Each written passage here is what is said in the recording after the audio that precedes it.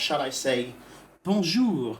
Where are we holidaying today? Well, we are holidaying in Paris, the capital of France, the city of love, the city of lights, a place where many people dream to holiday. And it turns out for me, this is a staycation because, yes, I am from the Paris region. Now, what is going on today in Paris and has been going on for the past 2 to 3 weeks? The Paris Olympic Games. There's sports, there's events, there's places where you can watch all of that for free. And then there's also places which are part of the soft power of the countries which are in the Olympic Games. One of them is France, which is hosting the Games, and ingeniously, they have tasked Air France to come up with something which is very forward thinking. Let's take a look.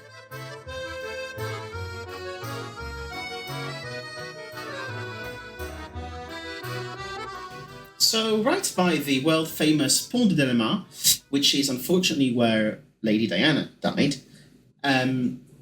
opposite that street and walking along the Seine River, you will ultimately reach what is called the Palais de Tokyo, which is the famous, at least in France, modern art museum. Usually you have all sorts of exhibitions going there, either about Japan, because it's called the Tokyo Palace, Palais de Tokyo, or about pretty much anything.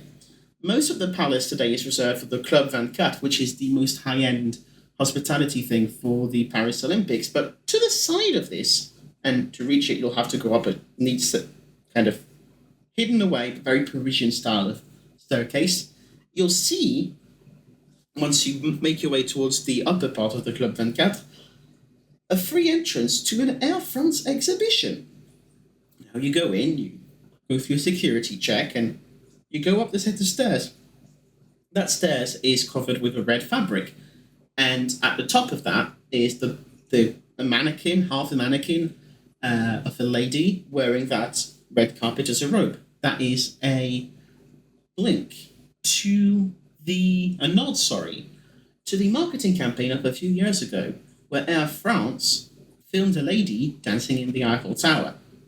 You then reach the top floor, the mezzanine, and to your right, you will see all the innovations that Air France has done in the past few years, ranging from their use of sustainable aviation fuel and how it's used, essentially cooking oil, recycled wood, and other things put together.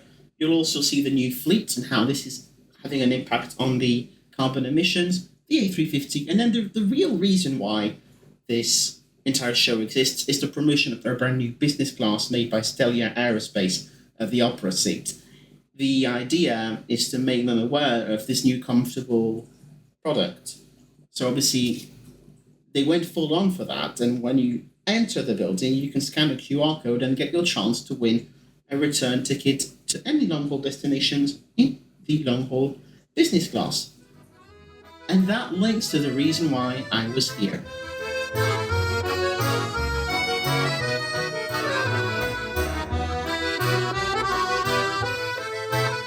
Of course, who goes to France and does not try the food?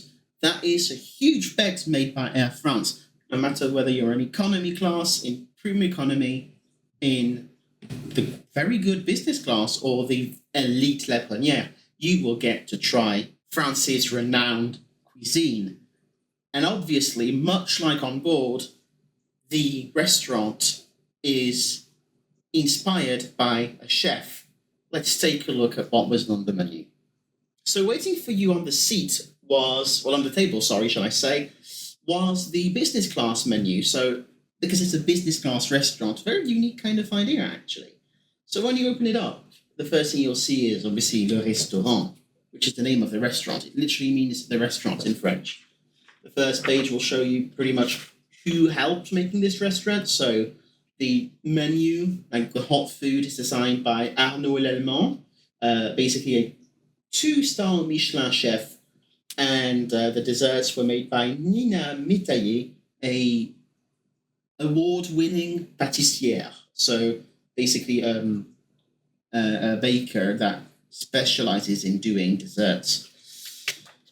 So here you had a choice of basically three main meals. So the shredded veal shank, which came with a tomato broth and a pasta gratin. Chicken fillet, which came with cereal. God, I can't say that word. A cereal semolina and lemon zucchini, which is a courgette for British English audience, and cod with artichoke, Norley Pratt sauce. I don't know what that was. I didn't go for the cod. And then separately from that was the vegan/vegetarian option, and that was green vegetables and a herbal coulis. I personally went for the chicken filet with cereal, semolina, and lemon zucchini. So obviously, much like when you're traveling in Air France, everything was served on a tray. Basically, the tray would be there, and then they would remove the different dishes as the meal goes along. So the first part of this, obviously, was the starter and appetizer. So the appetizer was summer vegetables with mint, sheep's cheese, and black olive. That was actually very tasty, very refreshing. Then came the prawns with orange and honey vinaigrette, creamed butternuts, and kumquat carrot salad. So the starter and the appetizer, which came together, were some of the most amazing things I have had actually in a restaurant. After that came the main meal. So again, I went for the chicken fillet, and it was divine. The only thing I would complain about was the fact that the bread that was served with this was so hard it was impossible to eat, which is a bit of a problem given the price we paid, and I'll discuss that towards the end. Now, obviously, as French tradition would want it, following the main meal would be the cheese service, and yeah, that was kind of disappointing. So it came with crottin de Chavignon, which is a goat's cheese, fourme d'Ambert, which is a blue cheese, and then Cantal cheese, which is similar to Comté. It's dry paste, kind of yellow cheese, very unique in taste. Here it was disappointing because my hypothesis is that the menu was designed primarily for an Anglo-Saxon audience. So for that, the cheese were right. They were okay. But for the French audience, it was disappointing, especially coming from the ghost cheese side of things. It was unbelievably bland. When normally, goat's cheese is supposed to be incredibly flavorful. That was a miss. The blue cheese was really nice, and the cocktail was really nice. Somehow the chef caught that my birthday is tomorrow, and so on the piece of cake put a little candle, and that was really, really a nice touch. The cake, which came after the cheeses, was all right, a little bit bitter, and that was that for the food side.